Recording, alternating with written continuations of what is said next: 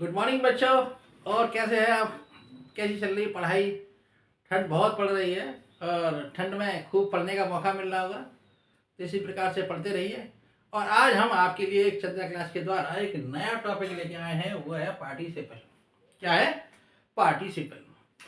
Participle होता क्या है? पहली बात तो हमने अक्सर पढ़ा है कि पार्टिसिपल 3 प्रकार के होते हैं, लेकिन हम शुरू से पढ़ा रहे हैं पार्टिसिपल होता क्या है।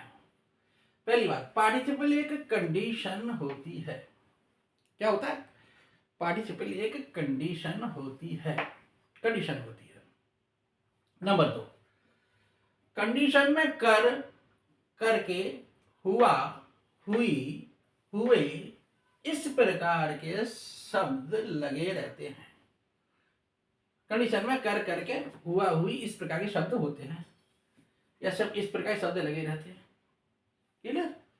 अगला पॉइंट है, पार्टिसिपल का टेंस पर कोई असर नहीं पड़ता है। तो मतलब पार्टिसिपल का मतलब टेंस पर कोई असर नहीं पड़ता है। जैसे कि कोई चाहे वो कोई सा पार्टिसिपल किसी भी टेंस में हम प्रयोग कर सकते हैं।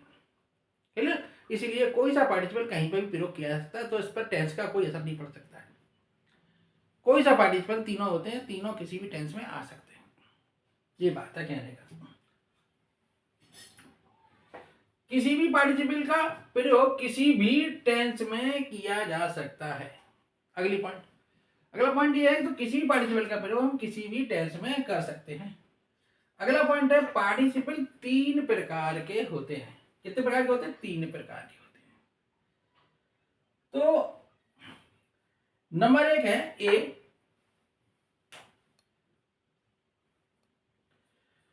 Present participle. प्रेजेंट पार्टिसिपल क्या होता है? जब कंडीशन में फास्टनेस का भाव होता है। फास्टनेस का भाव, अभी आगे बताएंगे फास्टनेस का भाव क्या होता है। जैसे शेर को देखा वो मैं भाग गया, शेर को देखकर मैं भाग गया, तो फास्टनेस आ गया। इस प्रकार का। अभी समझ में नहीं आएगा, अभी आगे समझाएंगे। तो जब कंडीशन में फास्टनेस का भाव होता है तो कंडीशन में आईएनजी लगाकर सबसे पहले लिखते हैं। ठीक है? अब हम आगे कुछ उदाहरण इस प्रकार से हैं, जैसे शेर को देखकर मैं भाग गया। तो मैं भाग गया, ये प्रेजेंट पास्ट इंडेफिनिट टेंस है। ठीक है? और यहाँ टेंस तो पास्ट इंडेफिनिट में भाग गया। तो मेरी कंडीशन क्या है? देखकर। तो जो कंडीशन है देखकर, इसमें फास्टनेस है। जैसे शेर मैंने देखा, मैं immediately try to run away. हाँ, तो इमीडिएटली आ गया, फास्टनेस आ गई। तो सीइंग द लाइन, शेर को देखकर। जब कंडीशन में फास्टनेस होती है तो फास्टनेस में यहाँ देखकर भागा तो फास्टनेस है। तो सीइंग द लाइन, क्लियर? और ये पास्ट इंडेफिनिट टेंस है, हमने बना दिया आई रैन अवे। क्लियर? अगला, मैंने एक उड़ता हुआ पक्षी देखा। तो कंडीशन ये है उड़ता हुआ। जब मैंने पक्षी देखा था तो उड़ रहा था, तो प्रेजेंट कंडीशन हुई। कौन सी कंडीशन हुई? प्रेजेंट की कंडीशन। जब मैंने देखा था पक्षी उड़ रहा था उस समय, ऐसा नहीं उड़ गया हो, ये क्या उड़ेगा, उड़ रहा था उसमें, तो प्रेजेंट की कंडीशन हो गई।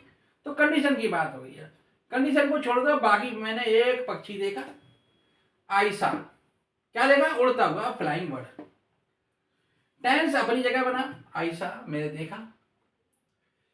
क्या देखा? एक फ्लाइंग बर्ड। क्लियर? तो टेंस अपनी जगह बना पास्ट इंडेफिनिट में, और इसमें आईएनजी लगा के कंडीशन में हमने इसको बना दिया फ्लाइंग बर्ड। दोनों वाक्यों में कंडीशन प्रेजेंट टेंस में ही है। क्लियर? इनकी जो कंडीशन है ये प्रेजेंट टेंस में ही है। और बच्चों आगे अगला नंबर 2, पास्ट पार्टिसिपल।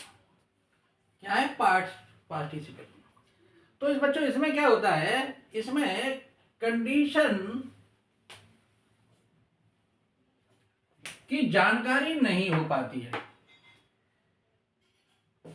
कि कौन सा कार्य कब घटित हुआ, कब हैपेंड हुआ, कौन सी घटना कब घटी।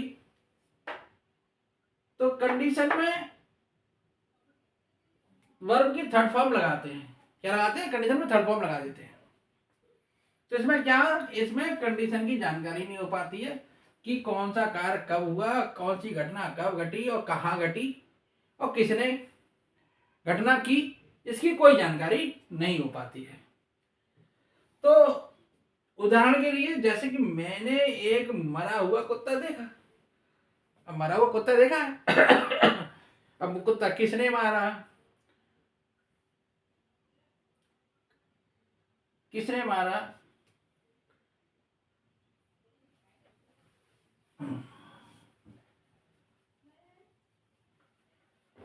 किसने मारा और कब मारा और क्यों मारा, इस घटना की हमें कोई जानकारी नहीं हो पाती है।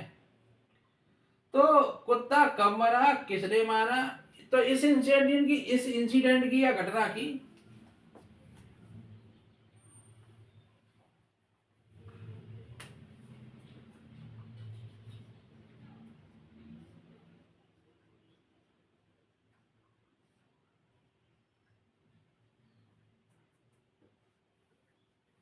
इस घटना की या इंसिडेंट की कोई जानकारी नहीं हो पाती है। क्लियर। अब जैसे कि इसकी अंग्रेजी बनाई तो आयशा, मैंने एक कुत्ता देखा, ये पास्ट इंडेफिनिट हो गया आयशा। क्लियर। क्या मरा हुआ तो डेड आ गया dog, Ayesha a dead dog. Clear. Third form लग गया यहाँ, क्या लगा, थर्ड फॉर्म लग गया, मरा हुआ कंडीशन है ये अंग्रेजी कंडीशन में। क्लियर बच्चों। ये पास्ट पार्टिसिपल हुआ। अगला है परफेक्ट पार्टिसिपल। कौन सा है, परफेक्ट पार्टिसिपल।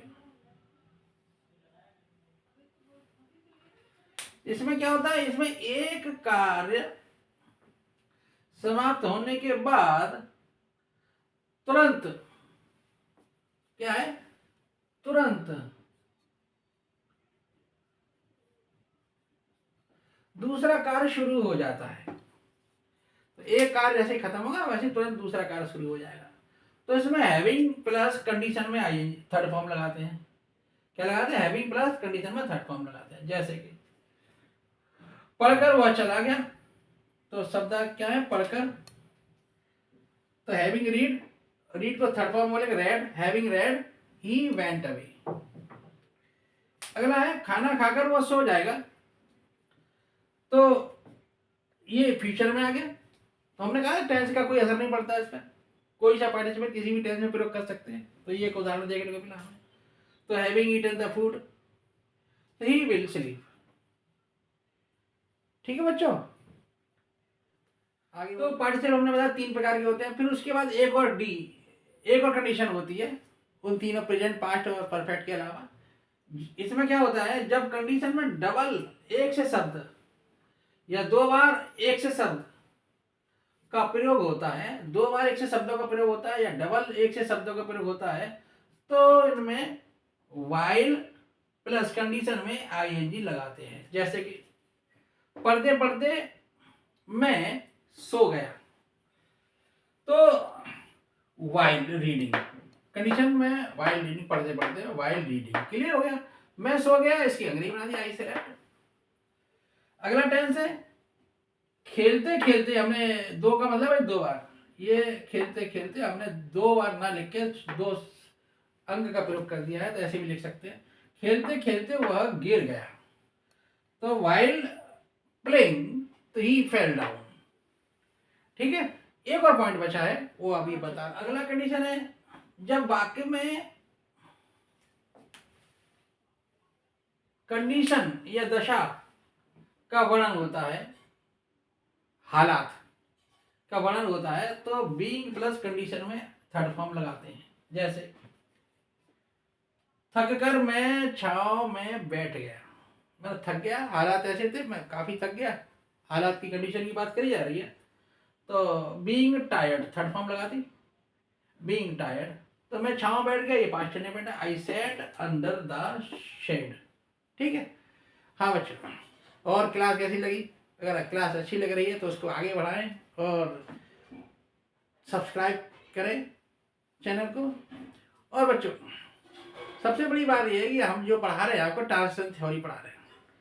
अगर इस ट्रांसलेशन थ्योरी को अगर हमारी सीक्वेंस वे से हम पढ़ाते चले जा रहे हैं, अगर इसको आप कर लेते हैं ठीक प्रकार से, उसकी प्रैक्टिस भी करते रहते हैं, तो ये आपको अंग्रेजी समझने में या अंग्रेजी भाषा को समझने में बहुत ही सहायक सिद्ध होगी, जिसमें आपके सोशल स्टडी, अंग्रेजी, साइंस, इसका जो स्टैंडर्ड है लिखने का वो काफ़ी इम्प्रूव हो जाएगा। वो आपके लिए भविष्य में बहुत लाभकारी सिद्ध होगा।